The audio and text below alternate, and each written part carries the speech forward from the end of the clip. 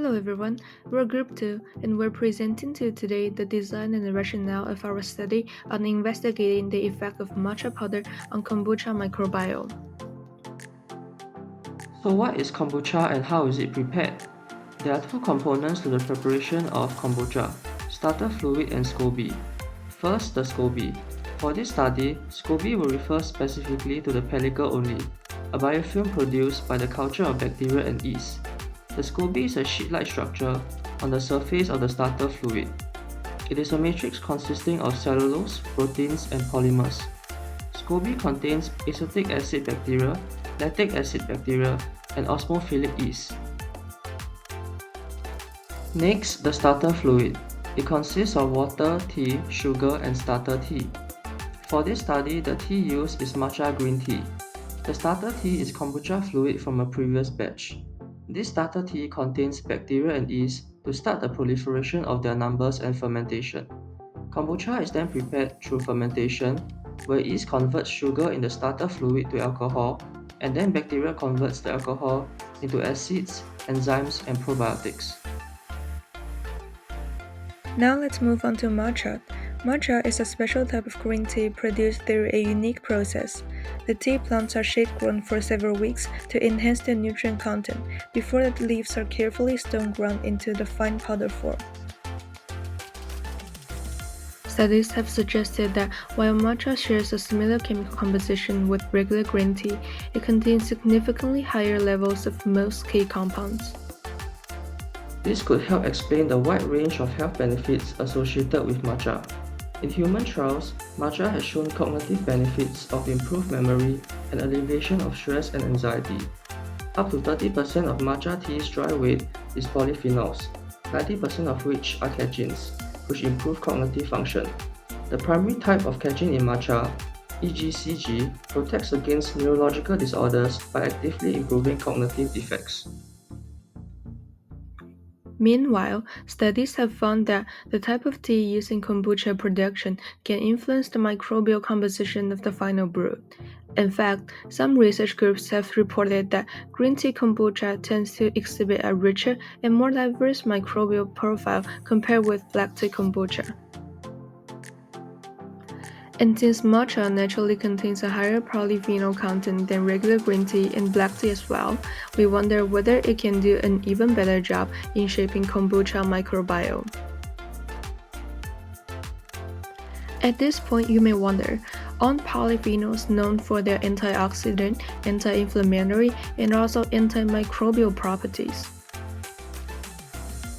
Interestingly, while polyphenols are known for their ability to eliminate pathogenic microbes, they can also act as prebiotics, supporting the growth of certain beneficial strains.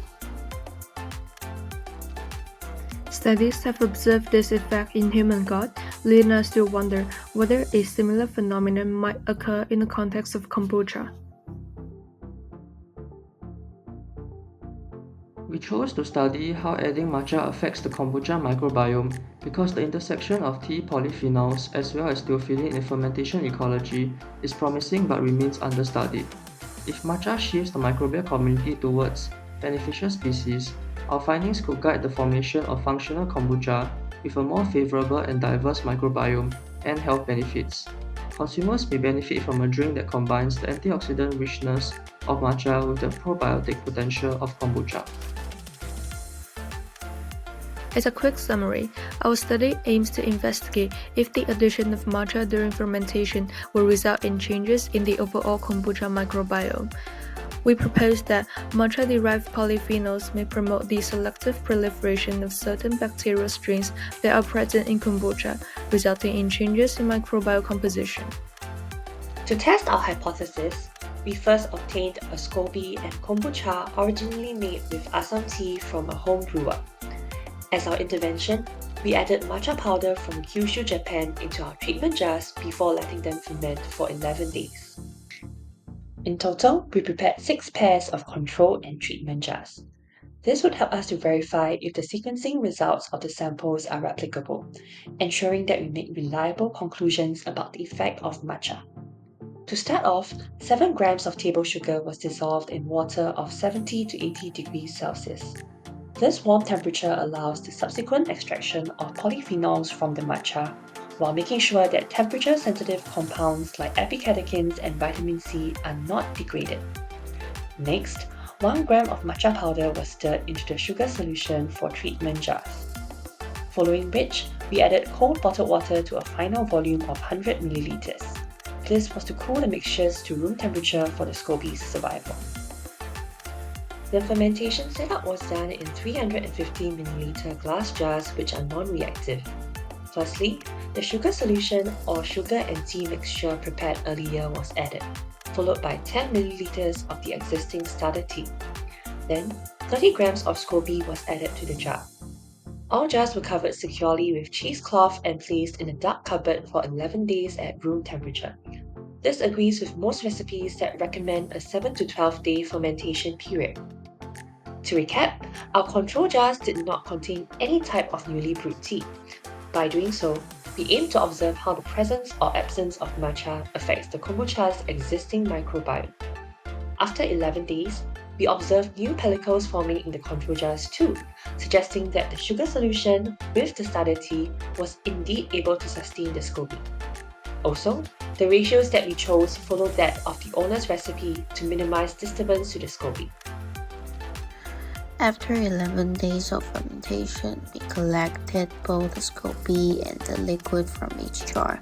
Around 30 grams of SCOBY were cut into small pieces using sterile scissors, and the small portion was used for DNA extraction.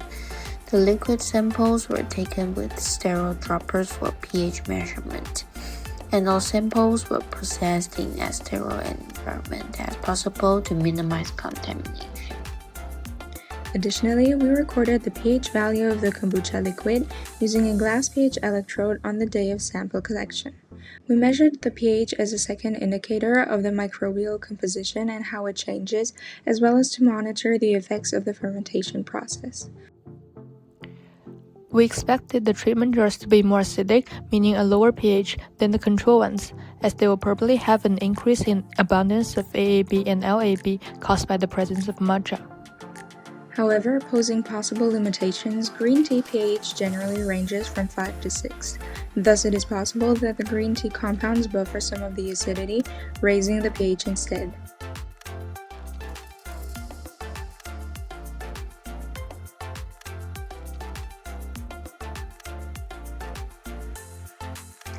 For the pros and cons, as I mentioned, we handled everything in a sterile environment to minimize contamination, which helps make the microbiome results more accurate.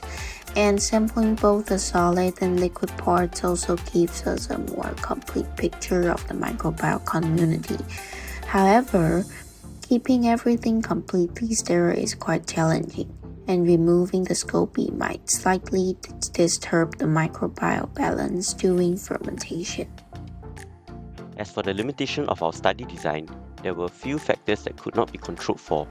Firstly was environmental contamination. Preparing our kombucha in the kitchen could have allowed for the external contaminating microbes to enter our samples. These could have caused false positive detection of microbes that are not naturally found within the kombucha. Next, environmental conditions like humidity and temperature were not controlled for, as the jars were just placed under a sink to ferment for 11 days. The unknown fluctuating environmental conditions could have influenced the microbial growth. For the last 2 points, low precision equipment like measuring cups and kitchen scale, which were not precise, and human errors could have led to measurement errors or inconsistencies during kombucha preparation. Hence, these variations could have affected our microbial growth or initial microbial load added. Therefore, to remediate the before-mentioned limitations, it would be best to prepare the kombucha in a more sterile environment, like working in a lab with a Bunsen burner or within a BSC. This would limit the amount of contamination entering our kombucha. As for environmental conditions, using an incubator would have allowed for control of temperature and humidity during the fermentation process. Lastly, measurement errors could have been minimized by using calibrated precise equipments like lab weighing scale for the initial SCOBY inoculum or pipette buoy when transferring liquids.